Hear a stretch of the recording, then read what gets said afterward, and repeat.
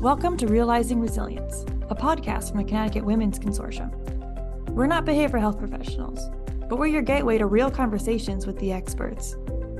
Each episode, we'll delve into the vast landscape of mental health, from personal stories to expert insights.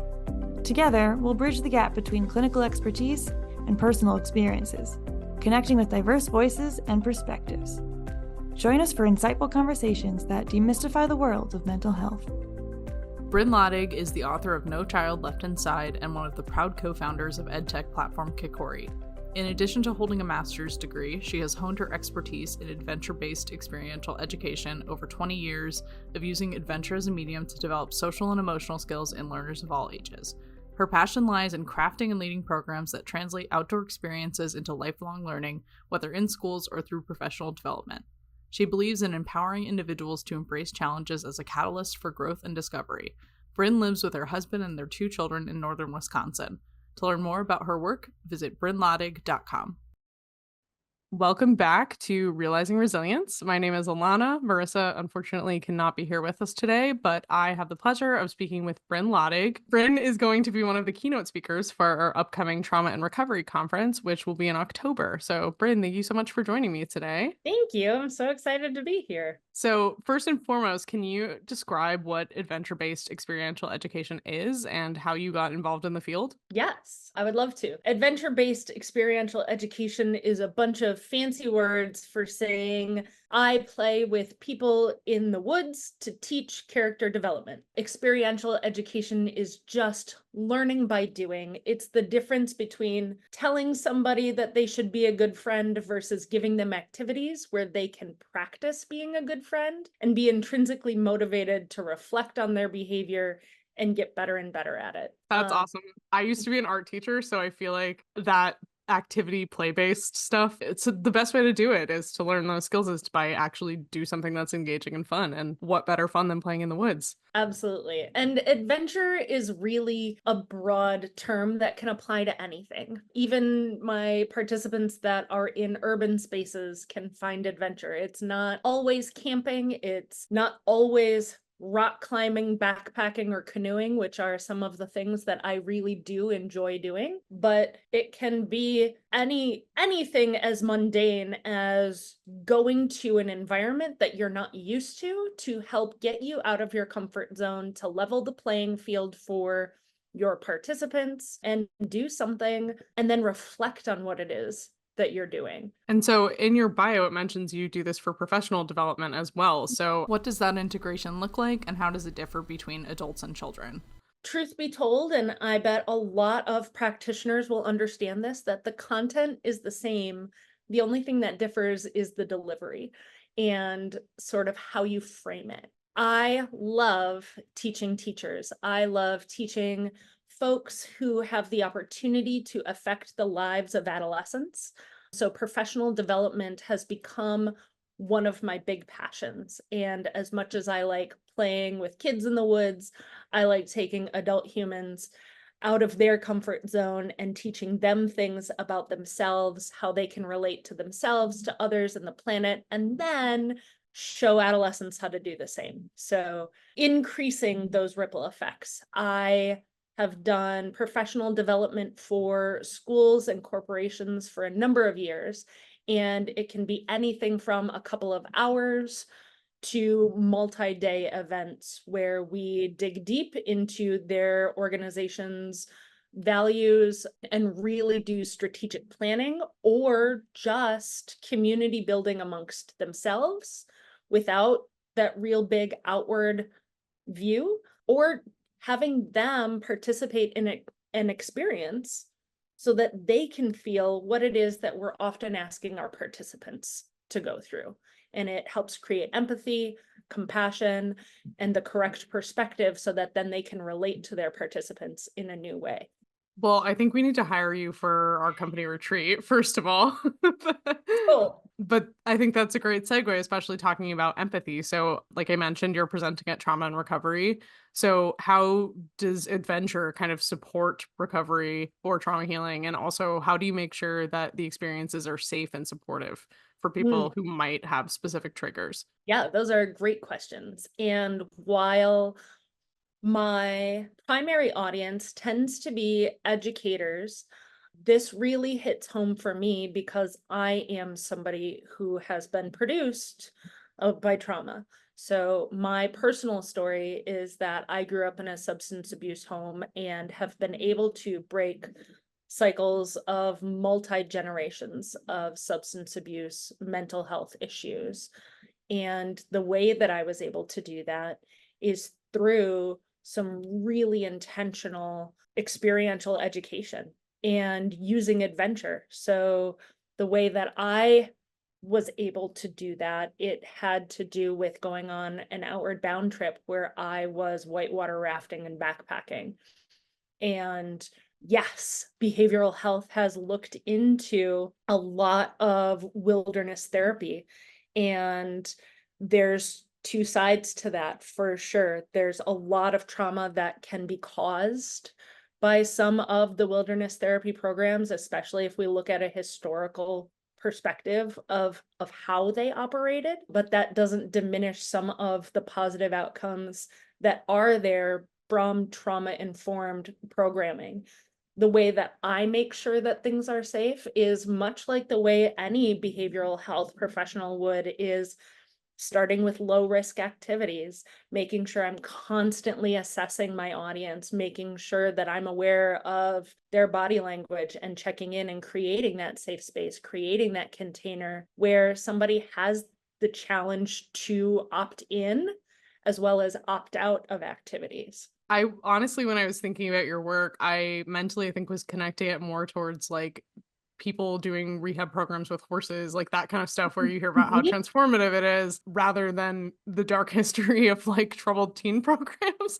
So you're right that there's very much like two sides of the coin of this. And I think it's wonderful that you're kind of helping reshape that narrative because so many people do speak about how those experiences are transformative and healing. Yeah, growing up, I went to a horse camp, and that is kind of part of my book and my TED Talk as well. And the bond between another creature is so huge, and equine therapy is definitely used in a lot of recovery programs.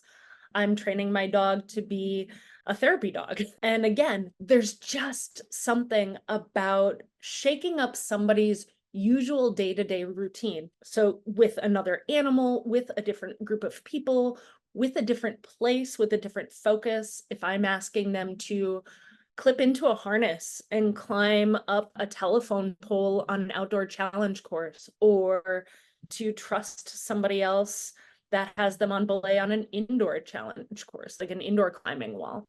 Like all of these things are transferable skills, and all skills are just like a muscle. And the more we practice them, the more we use them, the more we can transfer those same skills. I've started using cold water immersion to help regulate myself. And that is something very accessible where most people have a shower, and to take a cold shower helps you deal with stress. And our bodies and our brains don't know the difference between stress of a cold shower and maybe an emotional trigger that we perceive socially or professionally. But the more we get used to working through discomfort, the better we get at it. And that alone, so cold showers can be adventure.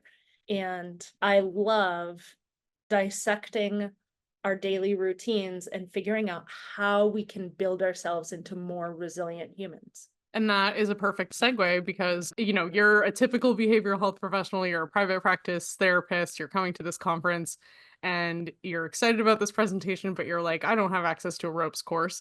So, how are some ways that people can incorporate these into kind of like more typical practices? If outside is accessible, then there's a lot of different practices that we can do outside, just from walks in nature, finding a sit spot, just being an observer. There's a number of different activities that we can use. And although my specialty is really focusing on adolescence, that doesn't mean that if you are coming to this conference or attending my keynote, that there might not be something for you. Because what I love love about practitioners is that they're so innovative and resourceful, and that nobody knows their clients better than they do and can tell what they need. And sometimes all a practitioner might need is the spark of an idea in order to make it their own. And so my practice has been built on a number of people who have mentored and shown me what is possible. And I have taken that to make it my own. And my hope is just to share my story, share some strategies, but hopefully empower people to go out and to make a difference in their worlds. And I was going to ask you for a bit of a sneak peek. So without giving the whole presentation away, if there's anything else that you care to share about your presentation, what people can expect. Yeah, a lot of it will be a blend of my personal story, which I hope to be inspirational, as well as recommendations. And hopefully there's enough bite-sized pieces that people can take that and incorporate it into their practice, or at least change their perspective about maybe how they do one or two things. My goal is to give everyone something to walk away with. And then there's lots of opportunity to connect with me outside of the conference. But if somebody wants to do some homework, they could watch my TED Talk or read my book. I will be drawing from both of those things. So if they know all the words, they can sing along. That would be awesome to have some super fans in the crowd just mouthing the words. But I have a website, so www.brynlottig.com, and that also links to an edtech platform that I have built with a number of different activities. And by a number, I mean over 2,000 activities that can be done. And there's a very robust search filter on there. So if you're looking for something low energy to be done while sitting, while inside, you can filter for that, unless you're working with maybe an individual or a group and they need some running around and you happen to have space outside. I will talk more about that at the conference. I'm really excited for the opportunity. It's going to be a lot of fun. And thank you for sharing a bit of your personal story with me now. And I think that connection is so important. Like, you can tell in the way you talk about it that you're really personally excited and passionate about this work. And I think this is a really cool app. Like, I'm excited that we're exploring trauma in this way. I think it's really unique and really special. The whole goal is, I talk a lot about breeding out the crazy. And I say that with the most respect, but just taking the best of those before us and giving this next generation just a few more skills so that they can move forward. And I'm thankful that an organization like yours exists and is able to love on all these people and these practitioners that are doing the hard work out in the field. Yeah, and I think people don't often always realize what you were saying about the adaptability of this type of education, where I think doing the thing gives you more empathy, but just because it's an activity that's framed for children typically, or in certain settings, doesn't mean that it's not applicable to other people. And so it's really nice to see these things being accepted as things adults can also do and get the same benefits from. Absolutely. And it's just one of those things where there's no better time to start. And just because something might be written or framed for kids, it just takes another maybe grown-up that is better regulated to look at that and be able to apply it to a broader audience. But it's thinking about accessibility. And if we look at even ramps to get into a building, just because I can use the stairs doesn't mean that I can't also use a ramp. And so why not funnel everybody through the ramps? Why even bother with the stairs?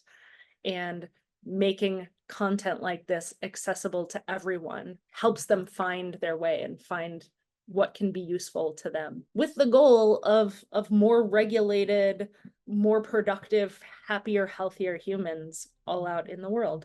Thank you so much for taking the time to talk with me and to give a little bit of a preview of what people can expect from your keynote. I'm really excited for the conference. It's going to be a lot of fun. I'm very excited. Really looking forward to working with everybody and meeting everybody else from your organization. All right. Well, thank you so much. I appreciate it. Bryn will be presenting No Child Left Inside on the first day of our Trauma and Recovery Conference on Thursday, October 17th. There are a variety of flexible attendance options available, from one-day virtual to a full 2-day on-site experience. Head over to traumaandrecoveryconference.com, linked in the description, to learn more and secure your spot.